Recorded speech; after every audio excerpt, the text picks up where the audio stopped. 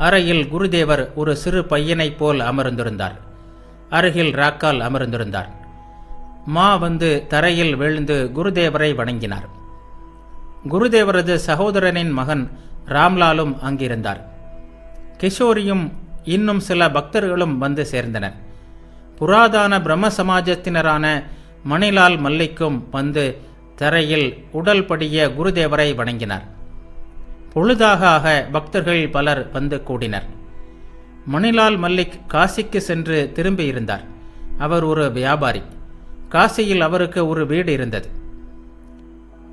ஸ்ரீராமகிருஷ்ணர் கேட்டார், நீங்கள் காசிக்கு போயிருந்தீர்களே? ஆமாம், அங்கே சாது டாது யாரையாவது பார்த்தீர்களா? மணிலால் கூறினார், ஆம் சுவாமி, திரைலங்க சுவாமி, பாஸ்கரானந்தர் ஆகியோரை காண போயிருந்தேன். அவர்கள் எப்படிப்பட்டவர்கள் சொல்லுங்கள், கேட்கலாம் என்றார் ஸ்ரீராமகிருஷ்ணர். மணிலால் கூறினார், திரைலங்க சுவாமி மணிகர்ணிகா கட்டத்தில் வேணி மாதவர் கோவிலுக்கு அருகில் அதே கோவிலில்தான் இருக்கிறார். முன்பெல்லாம் அவர் இன்னும் உயர்ந்த நிலையில் இருந்ததாக மக்கள் சொல்கிறார்கள். அப்போது பல அற்புத செயல்களை செய்யக்கூடிய திறமை அவருக்கு இருந்ததாம். இப்போது அந்த சக்தி எல்லாம் மிகவும் குறைந்து விட்டதாம். ஸ்ரீராமகிருஷ்ணர் கூறினார், இதெல்லாம் உலகியல் மக்கள் பேசும் நிந்தை மொழிகள். மணிலால் கூறினார், பாஸ்கரானந்தர் அனைவருடனும் கலந்து பழகுகிறார். அவர் திரைலங்க சுவாமியைப் போல் ஒரே அடியாக யாருடனும் பேசாமல் இல்லை. ஸ்ரீராமகிருஷ்ணர் கேட்டார், பாஸ்கரானந்தருடன் நீங்கள் ஏதாவது பேசினீர்களா? மணிலால் கூறினார், ஆம், பல விஷயங்களை பேசினோம். பாவ புண்ணியம் பற்றியும் பேச்சு வந்தது. பாவ வழியில் போகாதே, பாவ நினைவுகளை விட்டொழி, புண்ணியம் தரக்கூடிய செயல்களிலேயே ஈடுபட வேண்டும், இதையே கடவுள் விரும்புகிறார் என்றார் அவர். ஸ்ரீராமகிருஷ்ணர் கூறினார், ஆம், அப்படியும் ஒரு பாதை இருக்கிறது. அது உலகியல் மக்களுக்கு உள்ளது. ஆனால் விழிப்புணர்வு பெற்றவர்கள், அதாவது இறைவன் மட்டுமே உண்மை, மற்ற எதுவும் உண்மை இல்லை என்பதை உணர்ந்தவர்கள் வேறு மனநிலையை கொண்டிருக்கிறார்கள். இறைவன் ஒருவனே அனைத்தையும் செய்பவன், மற்ற அனைவரும் அவருடைய கருவிகள் மட்டுமே என்பதை அவர்கள் அறிந்திருக்கிறார்கள். விழிப்புணர்வு பெற்றவர்கள் ஒருபோதும் தாளம் தவறுவதில்லை. ஆராய்ந்து பார்த்து அவர்கள் பாவங்களை விலக்க வேண்டியதில்லை. இறைவனிடம் அவர்களுக்கு அந்த அளவுக்கு பக்தி நிறைந்திருப்பதன் காரணமாக அவர்கள் எதை செய்தாலும் அது நல்லதாக ஆகிவிடுகிறது.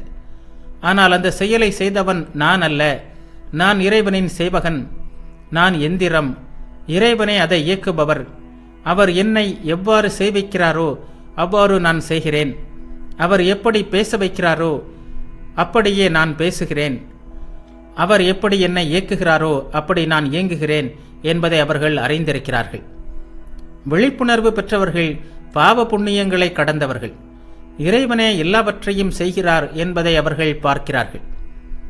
ஓர் இடத்தில் ஒரு மடம் இருந்தது. அங்கே வாழ்ந்து வந்த துறவிகள் நாள்தோறும் மதுக்கறி பிச்சைக்காக போவார்கள். அவர்களுள் ஒருவர் ஒரு நாள் பிச்சை வாங்கி கொண்டிருந்த போது ஒரு ஜமீன்தார் யாரோ ஒருவனை ஈவு இரக்கமின்றே அடித்து கொண்டிருப்பதை கண்டார். அந்த துறவி மிகவும் கருணை வாய்ந்தவர். அவர் இடையில் குறுக்கிட்டு அடிப்பதை நிறுத்தும்படி ஜமீன்தாரிடம் கேட்டுக்கொண்டார். ஜமீன்தாருக்கு அப்போது கோபம் பொங்கிக் கொண்டிருந்தது. அந்த கோபத்தை துறவியின் மீது காட்டிவிட்டார். ஜமீன்தார் அடித்த அடியில் துறவி சுய நினைவை இழந்து தரையில் சாய்ந்தார். இதை பார்த்த ஒருவர் மடத்திற்கு சென்று, உங்களுள் ஒருவரை ஜமீன்தார் புரட்டி எடுத்துவிட்டார் என்று தெரிவித்தார். மடத்து துறவிகள் ஓடி சென்றனர். அங்கே துறவி நினைவிழந்து கிடந்தார். 4-5 துறவியர் அவரை மடத்திற்கு தூக்கி கொண்டு போய் ஓர் அறையில் படுக்க வைத்தனர். அவருக்கு நினைவு வரவில்லை. சில துறவிகள் அவரை சுற்றி வருத்தத்துடன் உட்கார்ந்திருந்தனர். ஒரு சிலர் அவருக்கு விசிறினர். வாயில் கொஞ்சம் பால் புகட்டி பார்க்கலாம் என்று ஒருவர் சொன்னார். வாயில் சிறிது சிறிதாக பாலை புகட்டியதும் அவருக்கு மயக்கம் தெளிந்தது. அவர் கண்களை திறந்து பார்த்தார். ஓ, இவருக்கு நினைவு வந்துவிட்டதா? ஆட்களை அடையாளம் கண்டுபிடிக்க முடிகிறதா என்று பாருங்கள் என்று கூறிவிட்டு ஒருவர் அவரிடம் உரத்த குரலில், சுவாமி, உங்களுக்கு யார் பால் புகட்டுகிறார்கள் என்று கேட்டார். அதற்கு அந்த துறவி மெல்லிய குரலில், சகோதரா, யார் என்னை அடித்தாரோ அவரேதான் இப்போது பாலூட்டுகிறார் என்று கூறினார்.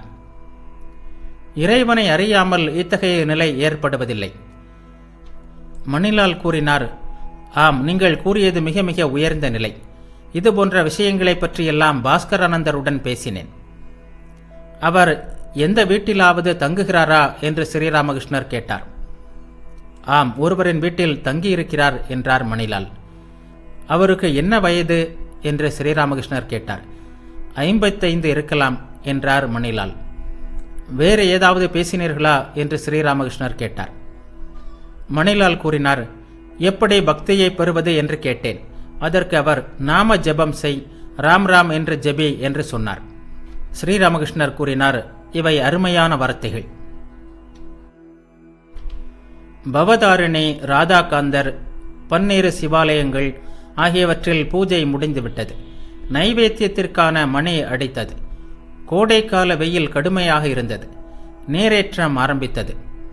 கங்கை வடதிசை நோக்கி பாயத் தொடங்கியது. தென் திசையிலிருந்து இளம் காற்று வீசியது. குருதேவர் உணவிற்கு பிறகு தமது அறையில் இளைப்பாறிக் கொண்டிருந்தார். பஷீர்காட்டிற்கு அருகே ராக்காலின் ஊர் இருந்தது. அங்கே கோடை காலத்தில் தண்ணீர் தட்டுப்பாடு மிகவும் அதிகம். ஸ்ரீராமகிருஷ்ணர் மணிமல்லிக்கிடம், ராக்கால் தன் ஊரில் தண்ணீர் தட்டுப்பாடு அதிகமாக இருப்பதாக சொன்னான். நீங்கள் அங்கே ஒரு குளம் வெட்டி தரக்கூடாதா? அப்படி செய்தால் எவ்வளவோ பேருக்கு உதவியாக இருக்குமே. சிரித்தவாறே, உங்களிடம்தான் நிறைய பணம் இருக்கிறதே, அவ்வளவு பணத்தையும் வைத்துக்கொண்டு என்ன செய்ய போகிறீர்கள்? ஆனால் எண்ணெய் வியாபாரி ஆயிற்றே, அவர்கள் மிகவும் கஞ்ச பேர்வழிகள் என்று கேள்விப்பட்டேன் என்று குருதேவர் சிரித்துக்கொண்டே கூறினார். பக்தர்களும் சிரித்தார்கள். மணிலால் மல்லிக்கின் வீடு கல்கத்தாவில் சிந்தூரியா பட்டியில் இருந்தது. அவருடைய வீட்டில் சிந்தூரியா பட்டி பிரம்மசமாஜ கிளையின் ஆண்டு விழா நடைபெறும். அந்த விழாவை முன்னிட்டு அவர் பலரை தமது வீட்டிற்கு அழைப்பதுண்டு. குருதேவரையும் அழைப்பார். மணிலாலுக்கு வராக நகரில் ஒரு தோட்ட வீடு இருந்தது. அவர் அடிக்கடி அங்கு சென்று தனிமையில் தங்குவது வழக்கம். அப்போதெல்லாம் தட்சிணேஸ்வரம் சென்று குருதேவரை தரிசிப்பார். மணிலால் உண்மையாகவே கஞ்ச பேர்வழிதான். அவர் வராக நகருக்கு வரும்போது பெரும்பாலும் முழு தூரத்திற்கும் வண்டி அமர்த்தி கொண்டு வரமாட்டார். முதலில் டிராம் வண்டியில் சோபா பஜாருக்கு வருவார். அங்கிருந்து கூட்டு கட்டண வண்டியில் வராக நகர் வருவார். அவரிடம் பணத்திற்கு குறைவே இல்லை. குருதேவர் இவ்வாறு கூறிய சில ஆண்டுகளுக்கு பிறகு ஏழை மாணவர்களின் உணவு, உடை, வசதிகளுக்காக 25,000 ரூபாயை ஒதுக்கி அறக்கட்டளையாக வழங்கினார். குருதேவர் இவ்வாறு கூறிய பிறகு மணிலால் பதில் எதுவும் சொல்லாமல் அமர்ந்திருந்தார். சிறிது நேரம் பல்வேறு பேச்சுக்கள் நடைபெற்றன.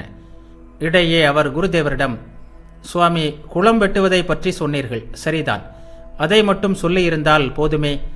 எண்ணெய் வியாபாரி அது இது என்றெல்லாம் ஏன் சொல்ல வேண்டும் என்று கேட்டார். பக்தர்கள் சிலர் வாயை பொத்திக் கொண்டு சிரிப்பை அடக்க முயன்றனர். குருதேவரும் சிரித்தார்.